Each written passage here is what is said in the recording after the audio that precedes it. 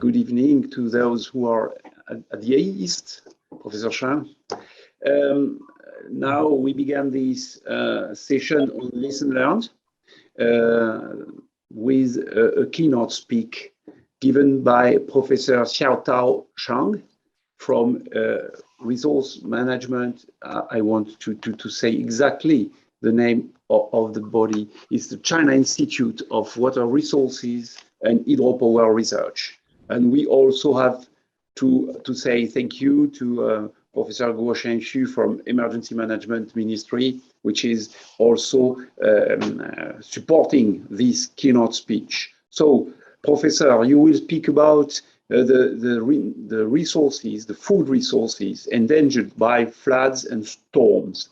And of course, this supply chain is a very sensible one. And we have to organize some provisions, some capacity building, and also to do more safety and more resilience in the supply chain. So it will be very interesting to hear you, Professor Cheng. The floor is yours. Thank you very much, Chairman. This presentation prepared by Professor Chu and I, and my major is flood risk management. He is in the field of emergency response. So the title is the new characteristic of flood risk and emergency capacity strengthening and the changing environment. For the changing environments, people always mentioned about the global warming.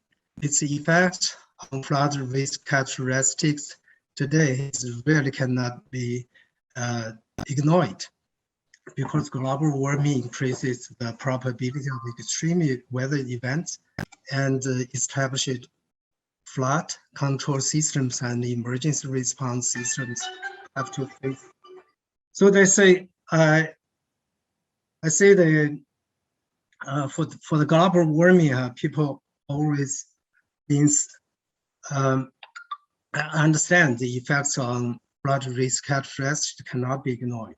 This year in July, usual heavy rains hit Western Europe, and more than 229 fatalities and 30 billion euro damage caused by dike breach and flooding, and the among the worst hit part. So more than 153 millimeter of rain on July 14 is 6 times higher than the average heavy rainfall days for the year area in July. Similar case in China also happened. This figure shows the rainfall distribution of map last year from July the 1st to 11th. So the rainfall in Jiangxi province around the Poyang Lake, this is the cities around the lake. The accumulated rainfall also several times higher than the historic mean rainfall for the same period. And meanwhile, the annual precipitation of Chaohu Lake in Anhui province, you can see this figure. The annual precipitation, this is also higher than that since 1960s, and the water level process of the Chaohu Lake have the new record. But today, what I hope to talk is the abnormal weather system affecting China in July. The daily rainfall of 20 meteorological stations in Zhengzhou, Xinxiang, Hebei, and Anyang, that exceeds the historic maximum. The maximum day 1 hour rainfall in Zhengzhou station is more than 200 millimeter, and the daily rainfall is 624 millimeters, which is close to the annual rainfall, and more than 3 times of the maximum daily rainfall in the past. So I will show you some basic characteristics of this extremely rainfall flood in Henan. The rainfall over 400 millimeters, 250 millimeter, and 100 millimeter poured down onto areas of 18,300 square kilometers, 46,300 kilometers, and 96,200 square kilometers, respectively. Continuous heavy rains caused widespread flooding in rivers in Henan province. A total of more than 10 rivers in the province were flooded over the warning level. Among them, some sections of the rivers experienced the highest level of flooding in history. So in this table, I show some examples. The highest water level this year, that's higher than the record in history. But the interesting thing is for some of them, I have this with the red color. You see the maximum discharge, that's less than the maximum one in the history.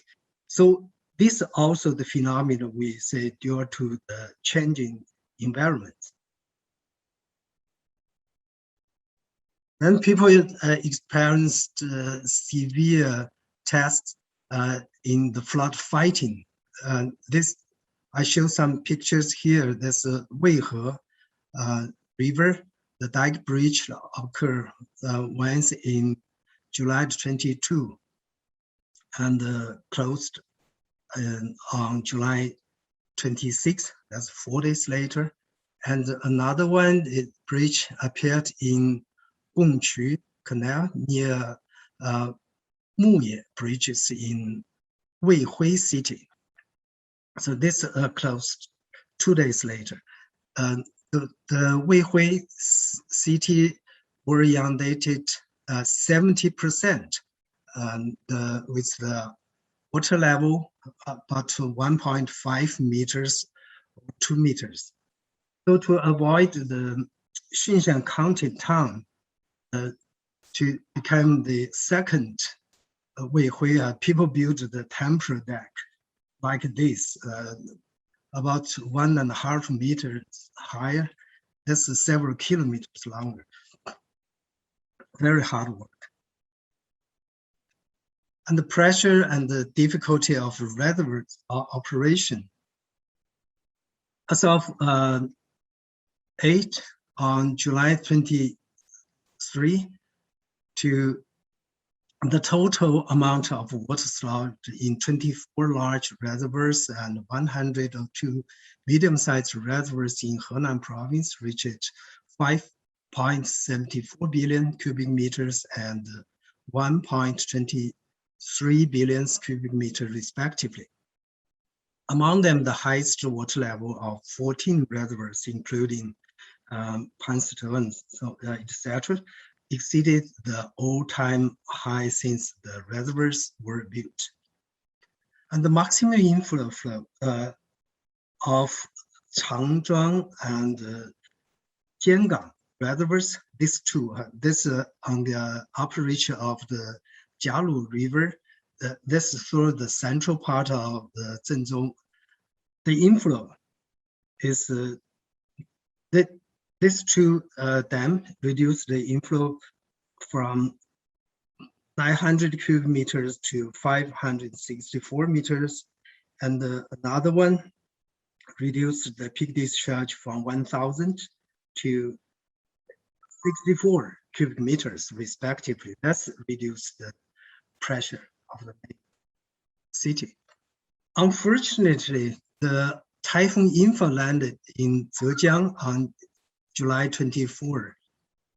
In order to face a new round of heavy rains, all dams have to be required to reduce the reservoir water level below the flood limits level.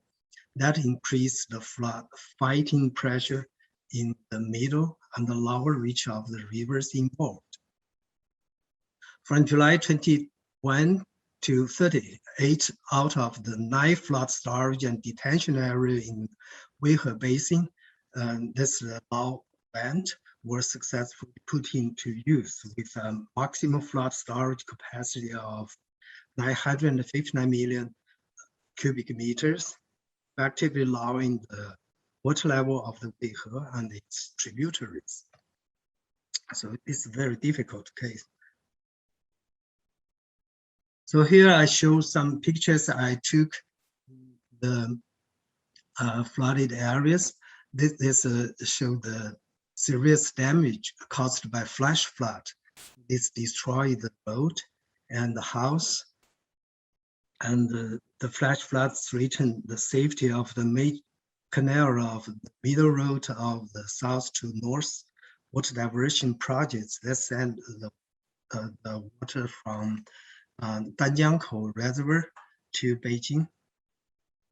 And the agriculture suffered heavy losses also.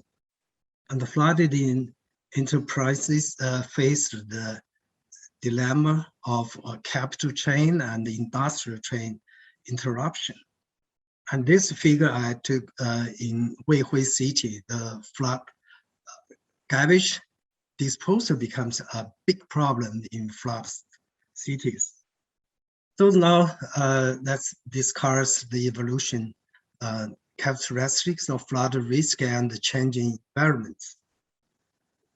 The extraordinary rainstorm and flood disaster in Henan province this time, on the one hand, reflected this erupted weather system associated with global warming, which is more likely to cause extreme flood events. On the other hand, it also reflects the impact of rapid economic development and urbanization on flood risk characteristics. When the super heavy rain fell on a huge and rapidly expanding city with a population of more than 10 million, its threat object, the disaster mechanism, disaster model, and the loss composition changed dramatically, and the flood risk presents the characteristic of linkage, mutation, and transmissibility. Due to increased dependence on the normal operation of modern societies on transportation, communication, power supply, water supply, and other lifeline network systems, the closer and wider industrial chain formed with economic development. In the event of extensive flooding, the chain reaction within and between the affected system causes a sudden increase in disaster losses, and its influence range can be transmitted far beyond the flooded area along with the lifeline system and the industrial chain. And one more factors we have to consider is the effect of rapid urbanization. So Zhengzhou, the capital city of the Henan province, covers an area of 7,567 square kilometers. It's located on the south bank of the Yellow River and the strait of the Yellow River and the Huaihe River basins, with 27% and 70% respectively of Zhengzhou being in these two basins. It's straddled the Songshan Mountain and low mountain areas and hills and the Huanghuai Plains. So the topography is higher on the west and lower in the east. By 2020, the permanent resident population of Zhengzhou had reached 12.6 million, increasing by nearly 4 million just in 10 years. Its total urbanized area has increased by 700 square kilometers, and the area of water and the wetland decreased by about 30%. With the expansion of the urban area, some flood channels outside the city have become the city's internal rivers. That increases the risk of flash flooding entering the city from the south western mountains and hills areas. The post-disaster reconstruction were adversely affected by epidemic prevention. So, for this, so a nuclear positive case was found in Zhengzhou on July 30, and a further 12 local cases and 20 symptomatic cases were detected on July 31. So 1 high-risk residential district and 3 medium-risk residential districts were forced into lockdown, and ceased to from Zhengzhou was also strictly controlled. That doubly creates the danger obstructed to post-disaster reconstruction. With the efficient organization by governments at all levels, through great support from all over the country, power supply had been basically restored 1,194 residential areas by July 30. That's 10 days, cost 10 days. Water supply completely restored 1,064 residential areas by August the 1st, and the gas supply restored in 111 residential areas by August 2. All 5 subway lines in the cities resumed their operation in 2 phases on September 12th and 15th. That's 55 days later. So we summarize the evolution characteristic of trend of flood risk, compare the traditional society and the modern society, threatened objects, the disaster causing mechanism, disaster framing pattern, and components of losses and the features of flood risk. So today, all the features in traditional societies have still exists, but add some new features. So discussion on countermeasures against the extreme flood and the new situation. In recent years, extreme disaster events have occurred frequently, and uncertainties has increased, with warn us that the trend of flood risk in the context of climate warming and rapid urbanization should be recognized, and that we should coordinate development and the security, improve risk prevention and emergency response systems, and strengthen the resilience of urban centers and other residential areas to adapt to and withstand catastrophes. After occurrence of this huge flood disaster in Henan province, widespread concern was expressed about how to prevent and deal with extreme rainstorms flood in China. Discussions began in some cities such as Beijing, Han, Fuzhou, Shenzhen, and Kunming on what kind of disaster scenario would occur if the heavy rainfall of 200 millimeters per hour fell on their hand, and the actions were proposed for risk prevention and emergency response. So this figure shows this the rapid expansion of cities, not only the Zhengzhou, but also other cities. So then we say for the risk, we can improve our work in 6 aspects. That's the risk identification, dangers perception, fighting emergency response, dangers ignorance, and resilience reconstruction. That's all. Thank you for your attention. Thank you, Professor. Thank you so much. That's very interesting to see the threat on the supply chain of food. Food is life, and with these storms, with climate change, we witness some unprecedented things. And when I see 800 millimeters of water, that's an incredible amount for us in Europe. In South Europe, the highest score we had is 450 in one day in Mediterranean area, but not so much. So it's a very really interesting and very unprecedented description, this storm in Zhengzhou. So thank you very much. I'd like to introduce now we will postpone, as we did this morning, the question at the end of the session, because it allocates times for the person attending to write them in the Q&A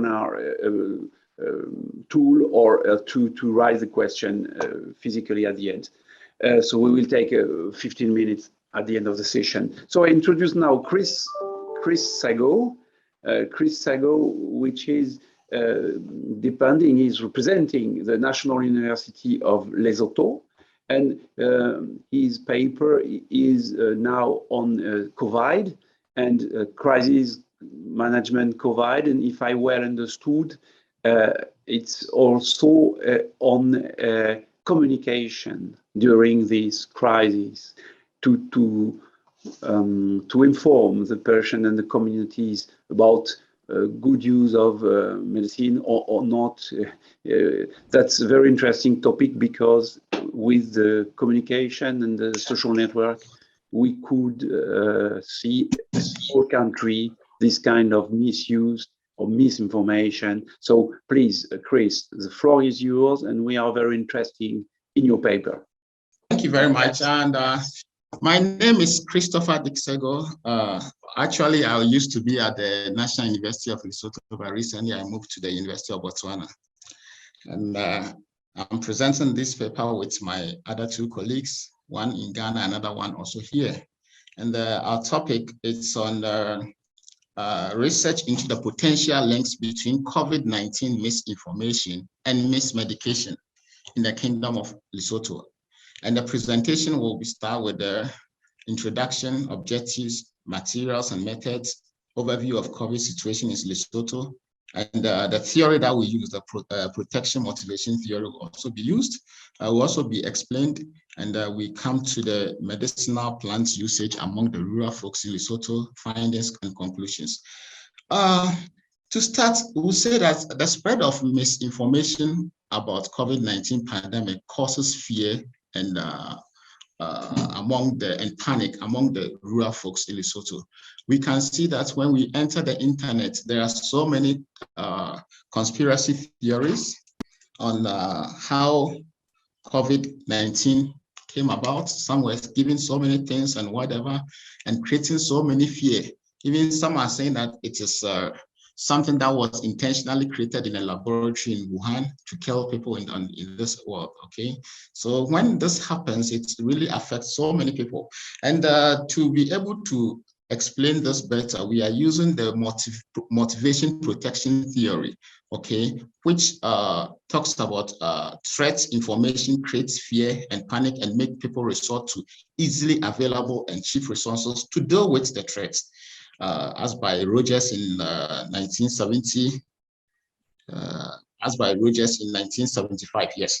So this has made the rural folks in Lesotho resort to unscientific use of medicinal plants, which in this case represent the mismedication to treat or to prevent themselves from getting the COVID disease. So this has become important for this study to be done, because the rural folk, you know, they make the largest chunk of the population of Lesotho. And at the same time, you know, when COVID really came in, attention has been on fixing the economic damages as has been caused by COVID-19, GDP falling, jobs losing and other things. So a little attention has been paid on this. And you could see that the WHO has also published that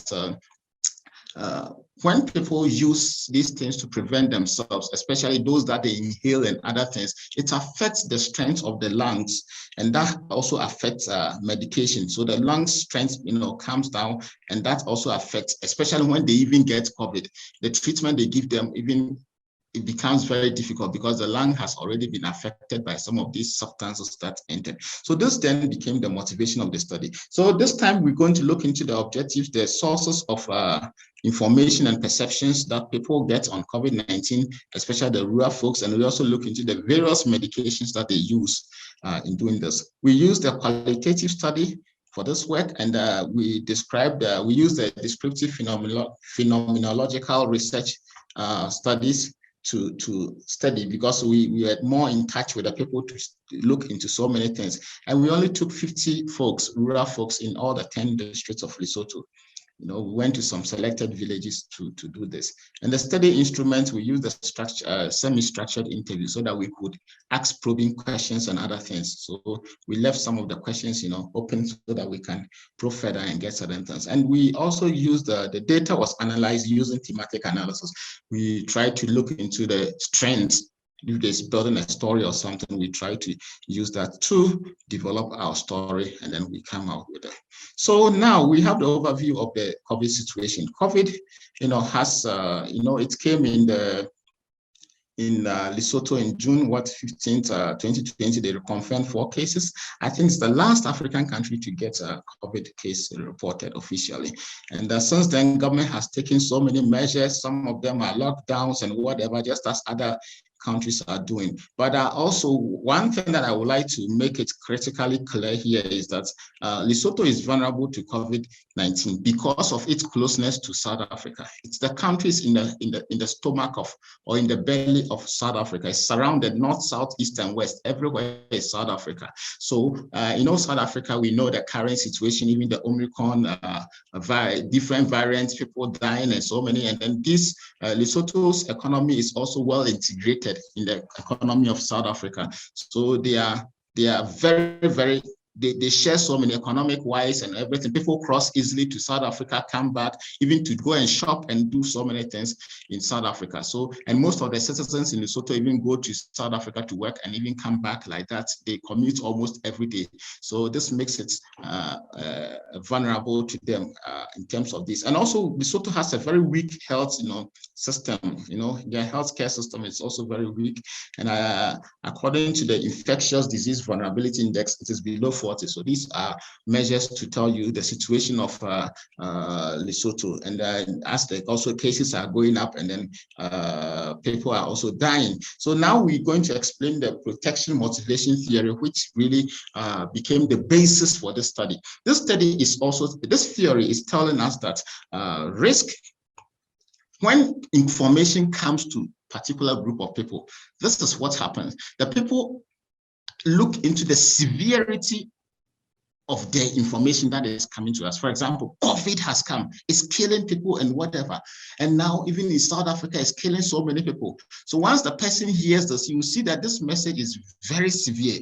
You get, they assess the severity of the information. The whole world, it has affected so many countries and those things. And then we also look into our vulnerability. How vulnerable are we to this? If it's killing these people in this country, even with better opportunities and better healthcare and whatever, even the Americans are dying and these things, then who are we? They, as a small country with, you know, little opportunities and these things. So they see themselves more vulnerable, and this creates fear in them. Fear and then panic rushes into the system. And then once that thing comes in, people are ready to look for any opportunity to protect themselves from getting or being hammered down by that particular risk. So in this case, the people look for coping strategies. And when they are looking for coping strategies, they look for these things: response efficacy and self-efficacy.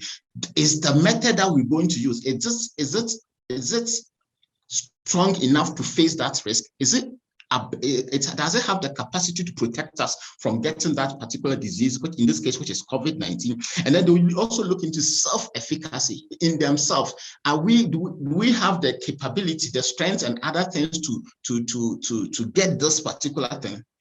Okay, can we prepare those medicines and those things ourselves and those things? And have we also used it? Does it also work out for us? You get it? So once these things comes in, then there's also another part that the people also look out for: the cost. The cost, not only monetary, also availability. Is it available? And those things. So all these things come in, and then these people, because of the low income aspect of the rural folks in Lesotho, and because of cultural issues, because they have been, if you look into the literature, I'll present so many things to tell you that treating people with herbs in Lesotho it's not a new thing. It's something that has been handed over from generation to generation. So it has rooted into their culture, you see. So now they have so many knowledge on medicines and locally prepared concoctions and other things from plants and other things that they can use to treat themselves. So they see these things to be one, cost-effective, one, because they don't need to pay for these herbs, and two, the leaves and other things, plants and those things, they are readily available in their community, so they can fetch them and then prepare it themselves without going for any form of treatment.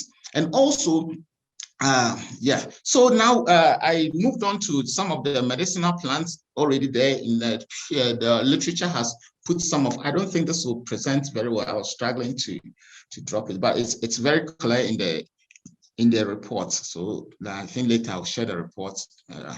So now we see the various things that they use. They use some of them are garlic. I've even provided the botanical name. We have a Seholobe and Lengana, and these are some of the local names of and then Fati Ngaka. You know, they all have their botanical names and other things there, so that it will be very good for people to see this. For example, Lengana is used for cold and flu issues, and they use the leaves, and they always cook the fresh leaves and other things and drink it. And also the Fati Nganga, it's also for cold and boosting immunity. And then they use the whole plant, and then they cook also the plant, and then also use it to drink and other things. And so that is what I've presented here. And so now we go to the discussion. We saw that we took 50-50 male, 50% females married. Education, we saw that no education is 30%. So they have very low educational levels, and also unemployment is 40%. And then we saw the 10% to be farmers, and 10% to be students, and then farmers is 20%. I think, I don't know how the 5 came instead of, that was an omission. Sorry for that. So now let's see the sources of information. We feel that all participants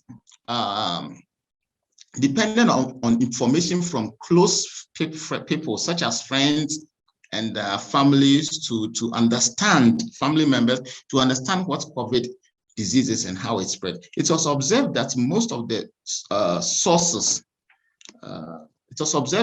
sources used by the participants to get information on the COVID-19 pandemic were from unverified sources and then untrusted sources, which comes with high risk of what?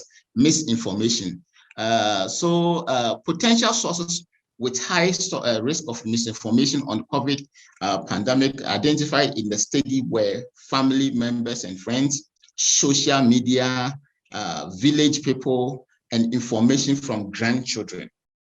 So all these sources are arguably what? Potential sources of misinformation, and lead to high level of what? Mismedication, because once the misinformation comes in, the people it will create fear and panic. And once that sets in, the people look elsewhere, anywhere to protect themselves from dying. And that is what really comes in. And we can see that the misinformation, there are so many conspiracy theories already in the system. I think let me leave it here.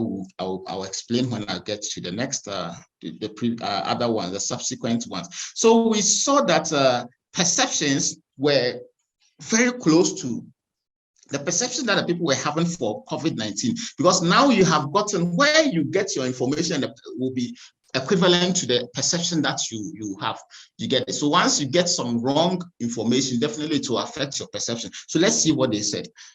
Some of them were calling COVID-19 as a deadly disease. So it means that when you get it, it means that you are dying. And another also said that it's a high form of flu that kills people. So they are always saying that COVID is, once you get it, your last resort is what? Death. And then COVID is a dangerous flu that kills so many people. These are some of the things they were saying. It's a sickness. Another funny one was a sickness made in China to kill us. These were some of the things that rural folks were saying. And others were also saying denialism. They say, I don't think COVID-19 exists, so it's no more there. So like, especially the Chinese one, the issue of Chinese one, it goes with the laboratory of Wuhan, conspiracy theories and those things. So these are some of the things that are surrounding these things. And it has also been declared by Lancet, one of the directors of Lancet, that misinformation has been the biggest challenge in rolling out any response strategy to combat this COVID-19. So it means that misinformation it's really a big thing. So which must be really worked out for.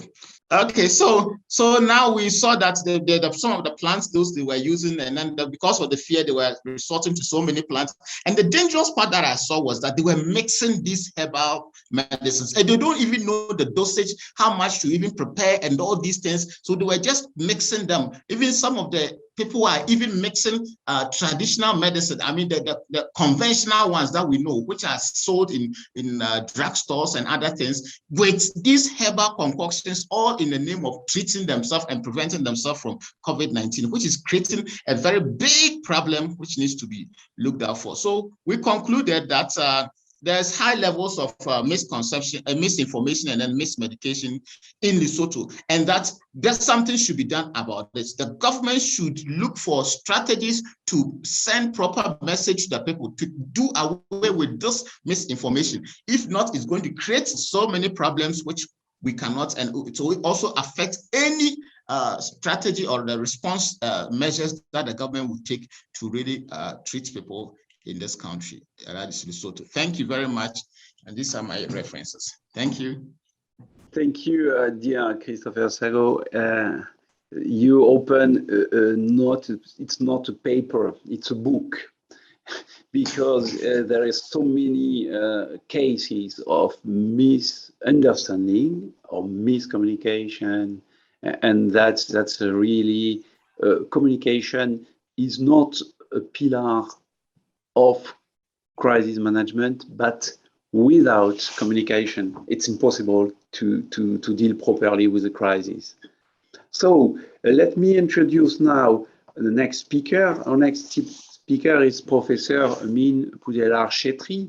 He is belonging to the National Center for Disaster Management, and our colleague and very honorable TM's member and TM's director will present a paper on the growing need of preparation in disaster risk reduction. Of course, Meen, if I well read your abstract, you will talk about the three pillars of crisis management. First one is, in my opinion, structure and prevention. Second one is on bodies responding and preparedness for body responding. And the third one is maybe communication, but also the place of the citizen in the crisis. So thank you in advance for this very interesting paper, Professor Meen Chhetri, and the floor is yours for 20 minutes. Thank you. Okay, thank you, Jean-Paul, and greetings. Good afternoon, good evening from Nepal to everybody. So the title of my presentation is The Need and Importance of International Cooperation in Disaster Management. Before I begin my presentation, I would like to express my sincere thanks to the team's president, Mr. Harold Drager, and yourself, Colonel Jean-Paul Monet, French Fire Service, and all others who are involved in the organization of this great event. It would have been much better if we could join it in person, face-to-face in France, but unfortunately due to this corona, we could not do it. Maybe next year or sometime somewhere. Okay, if we see the data of disasters all over the world, if you have seen the report of IFRC 2020, then it says that in the past 10 years, 83% of all disasters triggered by natural hazards were caused by extreme weather and climate-related events such as floods, storms, and heat waves. The number of climate and weather-related disasters has been increasing since the 1960s and has risen almost 35% since the 1990s. So it is in increasing trend. The proportion of all disasters attributable to climate and extreme weather events has also increased significantly during this time, from 76% of all disasters during the year 2000 to 83% in 2010. So in each decade, you see, we have rise in extreme events. And these extreme weather and climate-related disasters have killed more than 410,000 people in one decade in the past 10 years, from 2010 to 2020. So the vast majority in low and low middle income countries, heat waves, then storms have been the biggest killers if we see the global data. A further 1.7 billion people around the world have been affected by climate and weather-related disasters during the past decade. These are major disasters, but we have many more other disasters. We all know it. So now this picture is from the recent flood and landslide disaster in Nepal in July 2021. So many people were killed. So we lost nearly 400 people in this summer disaster, basically due to the flood and landslide disaster. So now let us see what are the major reasons of increase in disasters. We all know it. Okay, the major reasons for increase in disasters are as following, like developed media reporting. Means earlier we didn't have social media or mobiles or other advanced equipments. That is why now if anything happens, even in the remote, rural and hilly areas, we immediately know that what is happening. So that is why the disaster data we can have in our database. So that is one of the reasons that why we have increasing number of disasters. And another problem, we all know that is increased population and density, particularly in developing countries and particularly in urban areas, because people are living in are not living in rural areas. Rather, they prefer to live in city areas for employment, education, health, and many other things are the reasons why they are living the rural areas. And also another reason is that we have cities in high-risk areas. Data show that 64 of the largest cities in the world are in seismic zones. And many other cities are either on the bank of a river or on seashore. That is why we have many other disasters like typhoon, hurricane, tsunami, and so on and so forth. And rapid and unplanned urbanization is also another problem. And as I mentioned earlier, people are not living in villages. They rather prefer to live in cities for employment, education, and health. So that is why when there are many people and many things and many infrastructures together, then of course we have various kinds of disasters. And global warming, climate change, we all know it. I also mentioned earlier, according to the disaster report of 2020 of IFRC, it shows that there are many disasters due to climate and weather-related disasters. And another reason for increase in disasters is increased technologies, because we have mass transport, we have highways, and we have motorways, railways, and we have air traffic, increasing air traffic, and we have chemical industrialization, and the vehicles are transporting dangerous goods, so they also cause disasters. And another reason we can say is economic stress, because in big cities, you see, we have urban slums in dangerous environments. In cities like in India, even in Nepal also, you see, in capital city of Nepal, in Kathmandu, 15-20 years before there were no slum areas, but nowadays we have 15-20 slum areas in various parts of the city, and they live in dangerous situation. They have the security problem, they have health problem, they don't have well-developed infrastructure, so various kinds of disasters occur over there. And also armed conflict is another reason of increase in disasters. like terrorism. We also experienced for 10 years between 1995 to 2005, and in various parts of the world from time to time we have armed conflict, and now currently we had in Afghanistan. And another reason, of course, we all are experiencing now is COVID-19.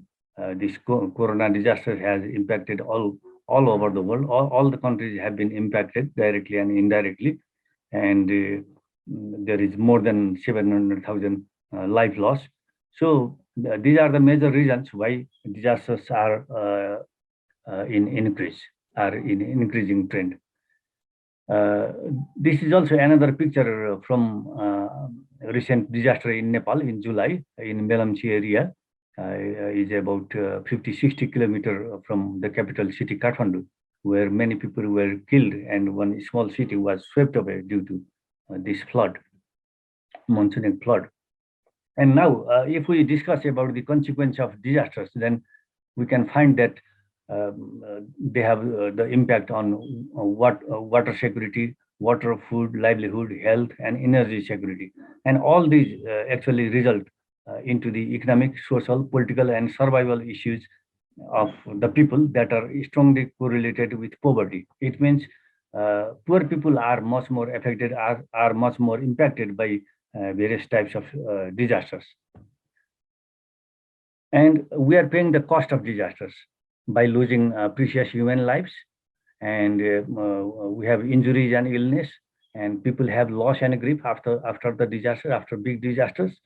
And another cost is economic cost, which is tangible, which is tangible or actual cost, or which we can see, which we can assess.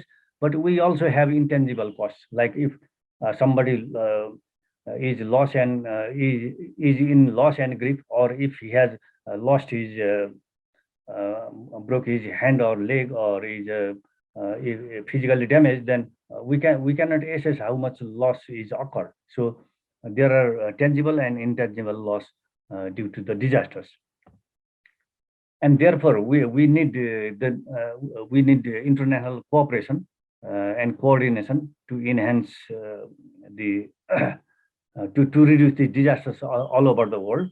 Okay, because you see, in these days, local, national, regional, international, continental, and global cooperation and coordination are very important in disaster risk reduction. If we work together, a proactive plan could be formulated for disaster management activities among the various countries.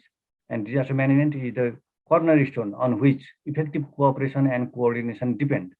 Sharing of experiences and exchange of views among the experts of different countries will definitely result into fruitful outcome, which may be used for disaster prevention and mitigation all over the world. We know it, but sometimes we have a problem among the countries. However, scientific and disaster mitigation organizations should try to develop working relationships based on mutual trust and the recognition of differing characteristics, goals, and needs. Because it is an established fact that regular contact among the different groups before, during, and after the disasters can greatly help to develop contacts among the countries, which will ultimately help for disaster mitigation organizations, and they can take advantage of opportunities to work together to provide relevant training for the emergency management personnel to enhance disaster mitigation, relief reports, and the relevance, quality, and accuracy of reporting about the disasters and the result of our efforts to affect them. In this way, international cooperation is highly desirable, but we have sometimes problem among between some countries which we need to solve. Why we need international cooperation? This corona, you see, COVID-19 also has shown that we need to work together in good harmony and cooperation. It has taught a great lesson to all the nations of the world. So we should learn lesson from this COVID-19 also. And actually, disaster management, we all know that is a multi-sectoral activity, and it needs a wide range of contacts and connections among the countries, because a single person, an individual or organization cannot do all disaster management works. And working in isolation actually will not be productive. Therefore, joint affiliation or cooperation among countries is very important, and collaboration, cooperation, and coordination within the countries across the regions are crucial for effective disaster risk reduction. Because if we work in good harmony, then if there will be any problem between the countries, or if there will be any disputes, then they can be solved easily by mutual understanding, by bilateral talks, and by making different agreements between those countries who have some problem. Therefore, mutual understanding and support is the key to bringing development. And international cooperation plays a vital role in enhancing the communities to protect their environments and encouraging state actors as well as to fulfill their duties for conservation initiatives. And if the countries that work together in good harmony may put their resources and then they can develop faster. It involves creating, adapting relationships, also appropriately utilizing most of the existing resource capabilities. And to reduce vulnerabilities, we need to network our capabilities and available resources, knowledge, and expertise. And now I would like very briefly talk about this Sendai framework, because Sendai framework is a very important document for international cooperation and collaboration. I think we all know about this. Because many countries have signed the Sendai framework. That's why, being the signatory to the SFDRR, countries are committed to achieving the 4 priority strategic targets and 38 indicators for measuring progress on disaster risk and losses. Earlier, we had HFA, Hyogo Framework of Action, 2005 to 15, for 10 years, and now we have 15 years SFDRR, and there are 38 indicators of Sendai framework for disaster risk reduction, which align with the implementation of the Sustainable Development Goals and the Paris Agreement on Climate Change. Both are very important documents. And the countries, they need to go through systematic and institutional to achieve the above targets and indicators. Therefore, they have important role in global initiatives on disaster management. So this is actually a guiding principle, SFDRR, and if the countries will follow the 4 priorities and these 38 indicators and the guiding principles, then that will be beneficial to reduce the disaster risks in the respective countries. And here I would just like to show you diagram. This is actually at the micro level, means at the local level, we have a civil protection and humanitarian agencies, we have media, we have scientific and technical services, we must have academia and research, and there should be financial risk transfer, and there should be sectoral planning. This is a sketch for effective and for effective coordination and collaborations at the local level, at the state level, and at the national level also. We can use this diagram. This is just a sample diagram. And now I would very briefly mention how we can enhance international cooperation. Actually, we can enhance international cooperation by following means, like making links among countries, doing things in an organized way, and by clarifying the objectivity. We should highlight our objectives which are beneficial for the participating countries, and we have to establish goals, and we have to analyze our requirements, and we have to assess our skills and infrastructure, facilities, and resources. And apart from all these things, there should be strong commitment, dedication, honesty, and timeliness among the countries. If one works in good faith, and if another one doesn't work, then the relation will be broken. So that is why we have to work in good faith and harmony. And the problem, you see, the main problem is that everyone wants to coordinate, but no one likes to be coordinated. coordinated. Means they talk high, but in practice they do less. That is the problem. So the way forward is that, as I mentioned earlier, cooperation and coordination at the national, regional, and global level is highly desirable. And the above initiatives, which are highlighted by SFDRR and various other national and international documents, can be taken as a strategic reference point that we can follow, because SFDRR highlights the importance of strengthening cooperative and interactions among various stakeholders and promoting volunteer partners.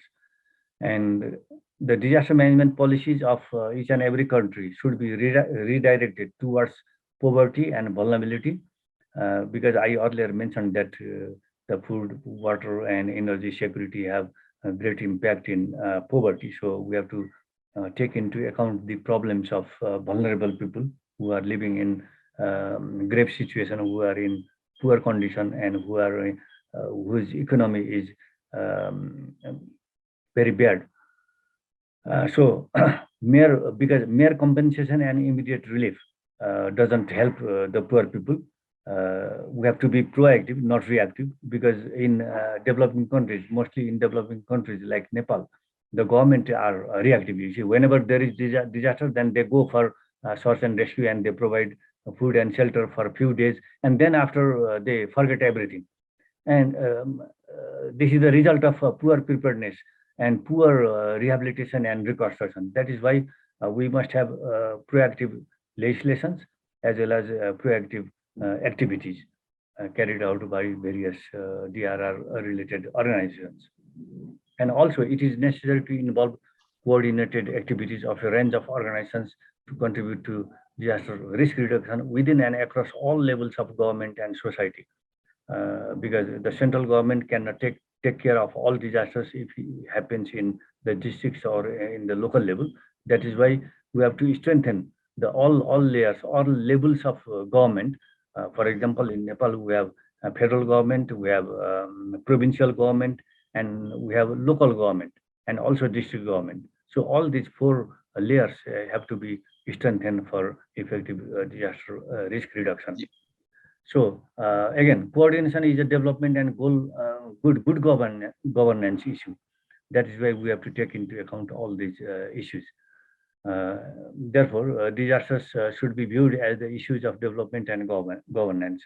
And states, all the countries should be made receptive, profound, and accountable to the demand of the people and the rights of disaster-prone communities, areas, and affected population.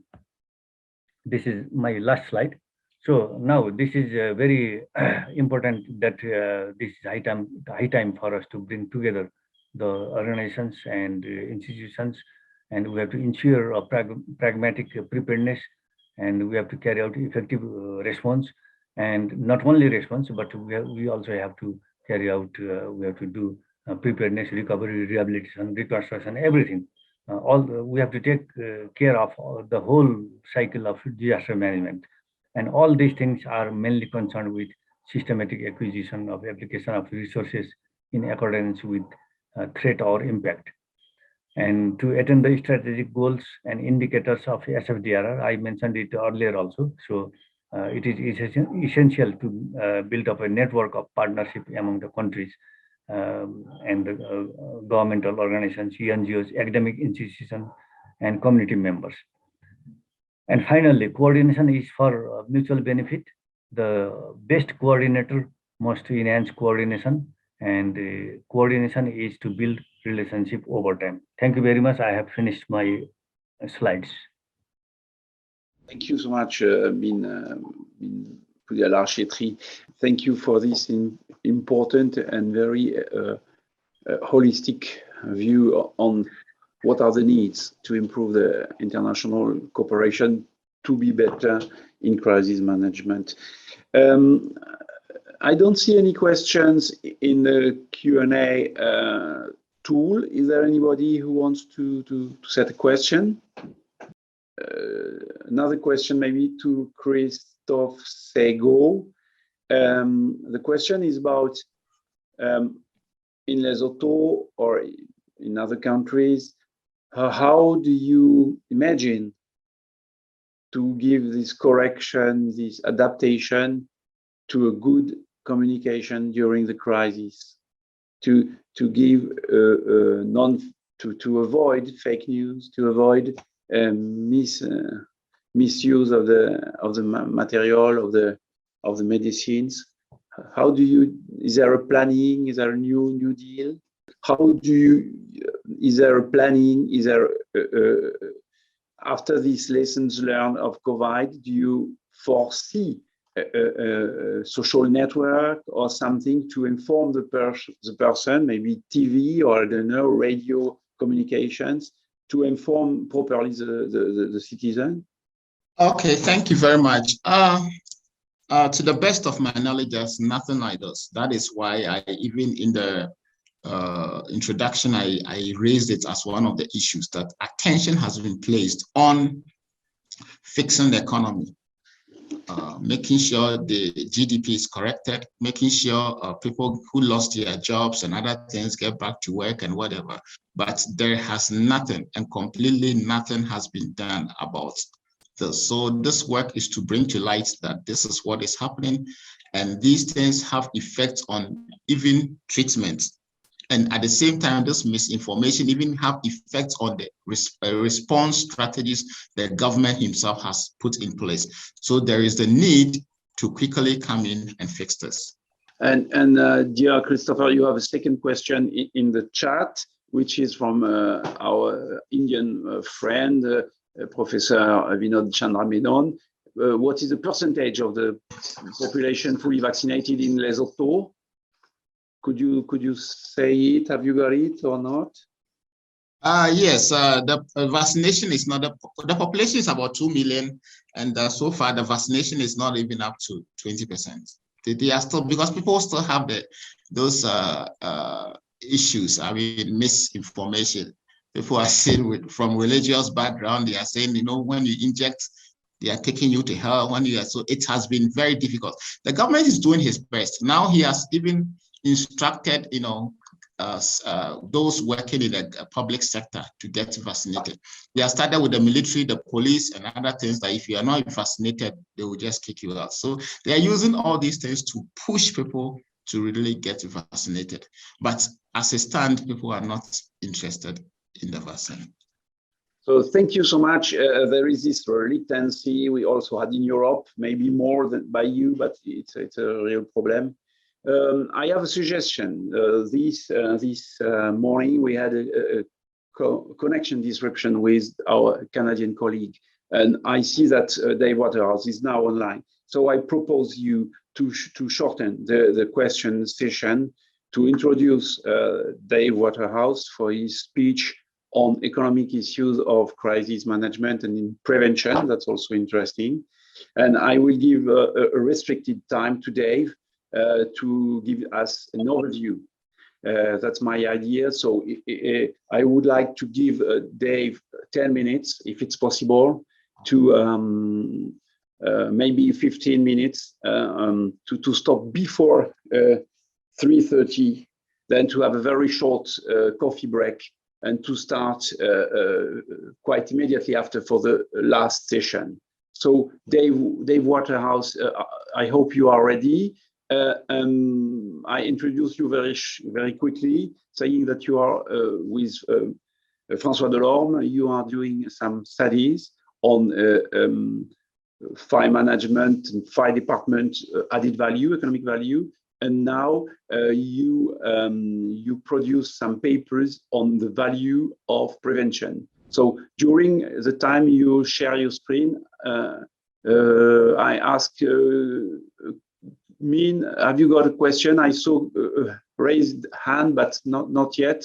So sorry, it was by mistake. Sorry. Okay, good. So Dave, the floor is yours. If you can present very quickly an overview of your studies on prevention. Good morning. Thank you, Mr. Monet. So thank you, everyone. Again, sorry. So I will present to you today the economic impact of fire departments' operational activities. The main goal was to estimate the value of what was saved by firefighters. We did, Monsieur Delorme and I did a couple of economic impact studies. First for the operational activities, which we did starting from the one with Phoenix, and then we did Montreal, Lévis, and Sherbrooke. And this is the summary table, which presents the results of all the operational impact activities, economic impact studies that we did. So you can see there that there was the Phoenix, Orange County, Florida, Montreal, Lévis, and Sherbrooke.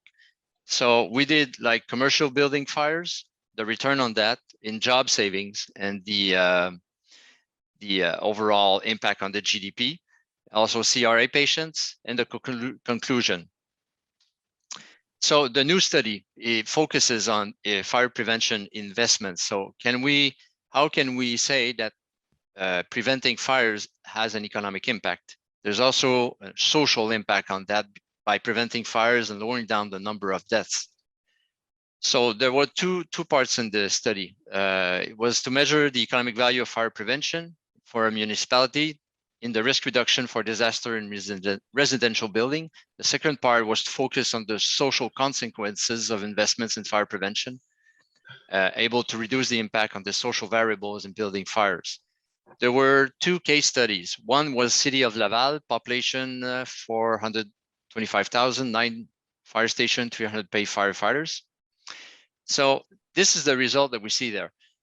You can see the graphic. The red line is the prevention investments in dollars. Prevention being, investments being the overall cost in active passive fire prevention in building codes. So this is all the fire protection in buildings, which we call prevention, active passive prevention. And there's the discretionary prevention investments, which are all the activities that fire prevention service, like door-to-door inspections, open house at fire stations.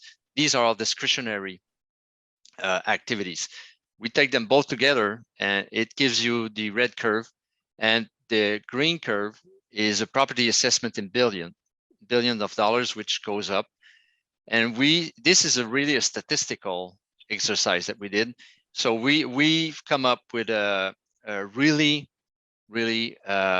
strong correlation, robust and strong correlation between investments in prevention and the overall increase in property assessment in billions of dollars. And we came up with, where's the economic impact in there? Well, we can see that a 1% increase in prevention investments, about $2,270, contributed to increase the net property value of 0.5%. So this is for Laval. We had another fire service, La Matapédia, which is pretty different. There's 17,500 population, 6 fire stations, 81 part-time and 8 paid firefighters. But look at the square kilometer of territory, 5,376. It's pretty different. But we saw the same robust and strong correlation between the two. Again, there was an overall increase in property assessment in millions of dollars, and there was an increase in prevention investments. Prevention investments can be also hiring people. So, and again, we saw a 1% increase in prevention investments, approximately $341, led to a net increase in property value of 0.2%. So this is what our study came up with. So there's a summary table for there's also a social benefit part. So we analyzed what was the social benefit of that 1% of increase in fire prevention investments by the number of deaths that's going down. We increased also the number of evacuees in building, because the building is better protected. There's detection systems, there's everything. So there are more evacuees and less death per fire in all the buildings. So you have the summary table there. You can see the average budget equivalent to 1%. The third column is the economic benefit and preservation of average property value. And the fourth column is the social benefits. As you can see, City 1 is Laval. Number of evacuees go up, number of injured civilians go up, number of deaths go down, number of injured firefighters go down also. For the other city, the number of evacuees go up, the number of injured firefighters go down, And the last two, well, they were a surprise for us also. The regional labor market went up 10% as we invested in the increase in fire prevention investments. There's medium income from region also that went up for 3%, which this is the we still can explain them as of today. And there was also an exploratory section, additional calculation of the economic benefit of fire prevention and operations for a fire service. There was the SIL equation, ratio of property saved, Mr. Sailors, which presented also earlier today. And there were also a lot of discussions with key players in the insurance industry in Canada and the United States. In the end, and I'm concluding with that, Monsieur Monet, there are three key messages that everyone has to, with all the studies that we did, there are three key messages that we need to leave with you guys. The one is clean and robust data is the cornerstone of any economic and social benefit impact study. So data is the key here. If you don't have a database, strong set of data, we can't analyze, we can't go anywhere. So, and standardization is the key in order to benchmark one fire service or one state from the other.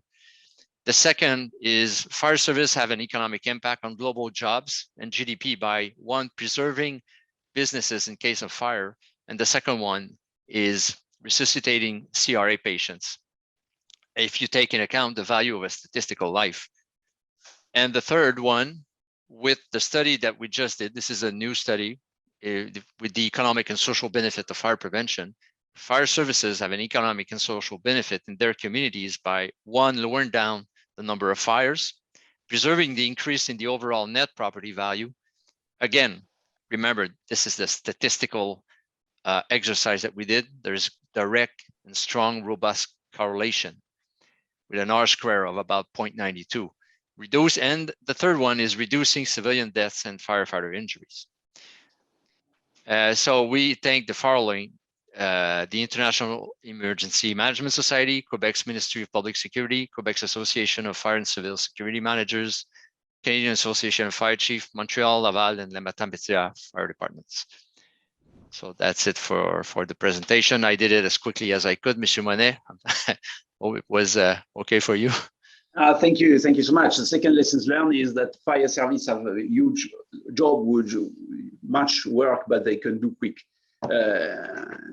Thank you so much. That's an interesting paper to be reviewed, to be found probably in the conference proceedings, and I hope there will be some consolidation, because you conclude on some very surprising items. I mean, the preservation of the increasing of the net value of the structures. That's not obvious, and that's totally new, and that's very interesting. So I hope that there will be again and again studies to consolidate or to contradict some items, but that's also my wish in France, in Europe. So thank you so much being quickly. I suggest if somebody want to pose questions, they raise them by the Q&A tool or writing directly to Mr. Waterhouse. And I give you a small coffee break of 10 minutes, and we will be back at 3:35.